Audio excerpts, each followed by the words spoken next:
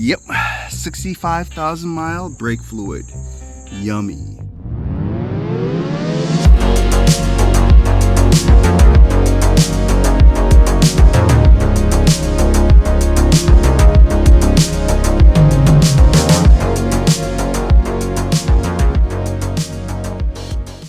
Howdy everyone, today we're checking out the Smotive manual brake bleeder. Got the whole set over here. Comes in cheaper than the alternatives such as Aries and other brands. So today we're going to be doing a brake fluid change on my Honda Pilot. The set comes with the bleeder, the waste tank, the nipple connector hose, the locking mechanism for the reservoir here. What else does it come with? And these master cylinder caps, which is not included with the set. You have to buy these separately. One of these, it's about $20, and this whole set here with the metal caps, it's about $60. Unfortunately, this set here does not come with the 56mm Honda, so I had to buy this separately, and I just bought this just in case if I'm doing Toyotas or whatever with different caps on. And I got this Performance Tool hand manual fluid transfer pump to take out the old fluid from the brake master cylinder, not to fully drain it out, but to drain enough fluid where you won't be shoving it back into the system here.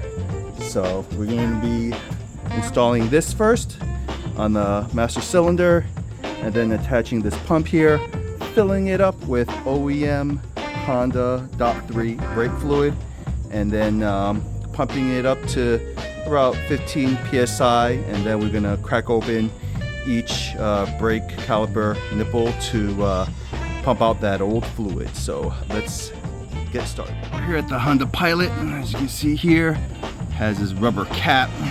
Take off. I already took off the cap, and so this is what's underneath it. And there's a filter in here. Let's take a look at that fluid. Ooh, nice and dark. Alright, this car has been driven 65,000 miles, I believe, without any brake fluid swaps. So this is probably OEM from 2020, not too long ago, but still it is due. When you look at my old test strip video, it's about 200 ppms of copper corrosion, so that's pretty bad. So let's pump this old fluid out and put on that bleeder cap. All right, got the pump hooked up, connected into my waste container. Let's pump this.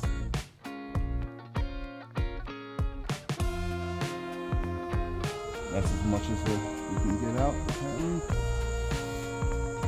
I'm supposed to be wearing gloves here.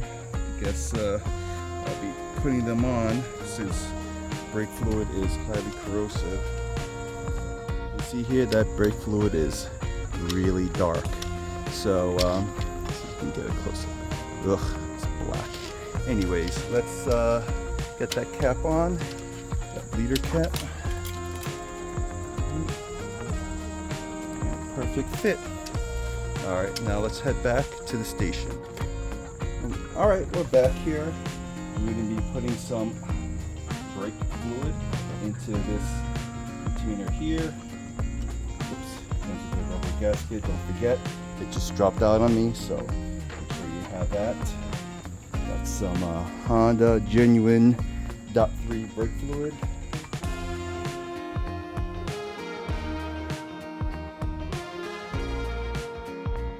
All of it. Let's cap back on. Make sure the rubber gasket's in there. Check. Use this here to tighten it all the way. Alright, that is tight. Alright, and then pull the fluid, put the cap back on. Let's head to the car and then attach the bleeder. Got my fluid here. So a flat place to put it. Got the one that came with the unit. Just gonna disassemble it. This one is a universal, quote unquote universal not quite universal because it didn't fit my car. So we're gonna be placing this on top. Make sure everything's nice and secure and snug. So now you can see the gauge here. It's at 0 psi. You want to pump it to about 10 to 15 psi. You wouldn't want to pump any more than that, otherwise it might rupture the system. It's not what you want to do. Alright, let's see, that's about 11. Alright, that should be enough. So for Honda Pilot 2020, the brake bleeding procedure starts with the driver's side caliper, and then you work your way clockwise. So let's head over to the first caliper. All right, we're at the first caliper here. Let's see if I can hang this baby up somewhere, maybe on the coil. Nice, this thing is big enough to hang on the coil. Let's position this a little bit better. All right, so I can sit. All right, so we got the nipple here, rubber nipple. Just take it off. I need a screwdriver for this. Be right back. All right, got a screwdriver here. Just gently pry this nipple off. There we go. Exposing the brake nipple. Let's plug this in just like that. And misplaced it. So, anyways, once you start, place this here. So move this so you can see the hose here, because that's what you want to see. All right, got this positioned. Got my 10mm. Let's crack this bleeder open and see how dark that liquid is. All right, you can see it's coming out.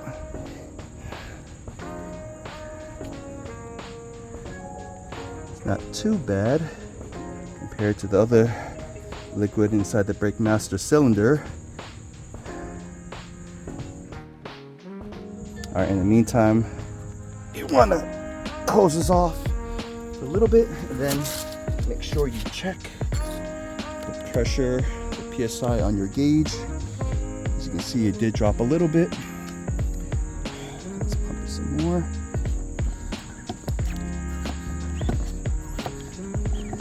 Make sure it's pumped to around 12 to 15. All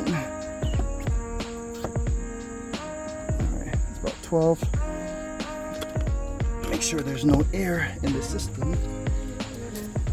Let's crack this open again.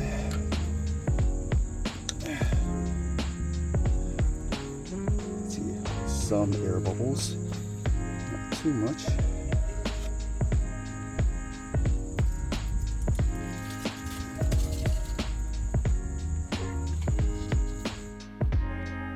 All right, let's close this off.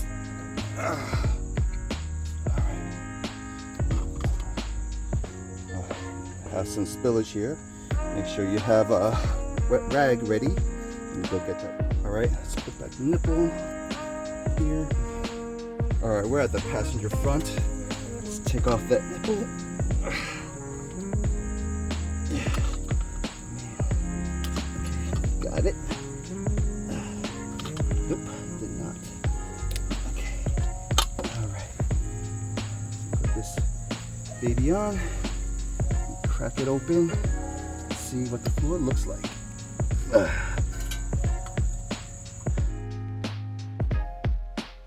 Just about close it here. I think it's okay. All right, let me get that tissue. All right, get this off. Spill a little bit. Should wipe it off, catch it. This in your driveway or anywhere. Okay, make sure this thing is tight. Don't want to over torque it and just put it off here. All right, that nipple, put it back, and I'm going to do the back too. Don't want to bore you with doing the same repetitive stuff. All right, so I kind of made a mess here. So apparently this hose and this this extractor cap or whatever it's called disconnected while I was loosening the nipple. So please be aware, do not let this thing move, otherwise it'll become disconnected and you get a mess like this. So just one thing to warn you about. All right, once you've disassembled the machine, there's a relief valve that you press and you just pull it off. Unfortunately, I didn't record that. And as you can see, it filled it up all the way to the top. So all the excess fluid, you just use your manual hand pump to pump out the extra fluid. You'll probably be putting it back in here, and make sure you get it at the correct levels. So let me do that.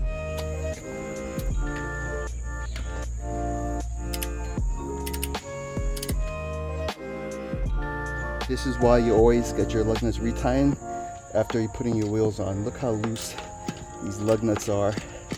That's why you always have to retighten them, especially after a tire change. They specifically say on the receipt to bring the car back after a week to get the lug nuts retorqued. So very important. Look how much pulley on my legs.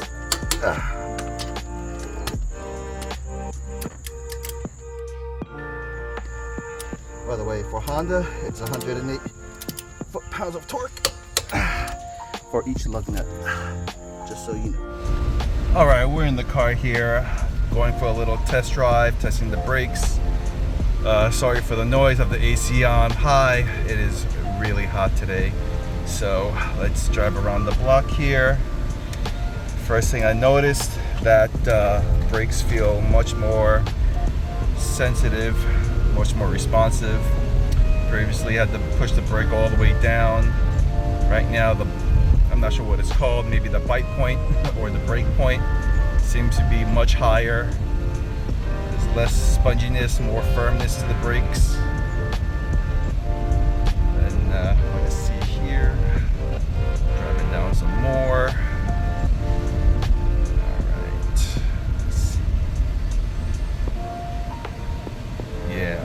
First thing I noticed that the brake point on the car, it's at a much higher level. Previously I had to push the brakes all the way down.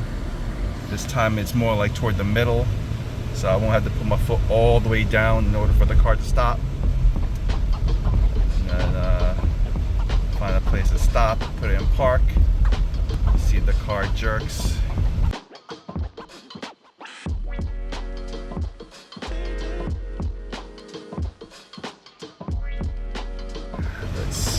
Find a spot. All right, let's go behind that RAV4 there.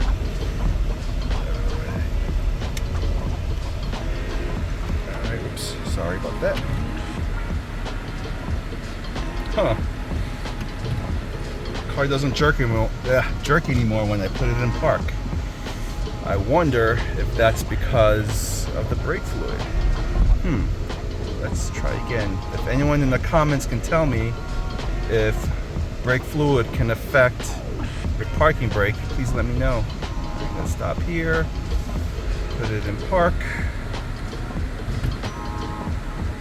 Wow, the car does not jerk anymore. Previously, when I would put it in park, the car would jerk forward or backward a couple of inches. You can definitely feel it. I don't feel that anymore. Highly surprising. So I guess this machine works well. There were some negative reviews talking about fluid leaking out from the cap when you put some pressure into the tank. Did not happen to me. Someone else in the comment also said to put some lube around the O-rings. I did not do that. It depends which cap you have and which vehicle you have. But for the Honda Pilot, it seems to be working good. So if you want to get this system, you can check out the link in my Amazon description.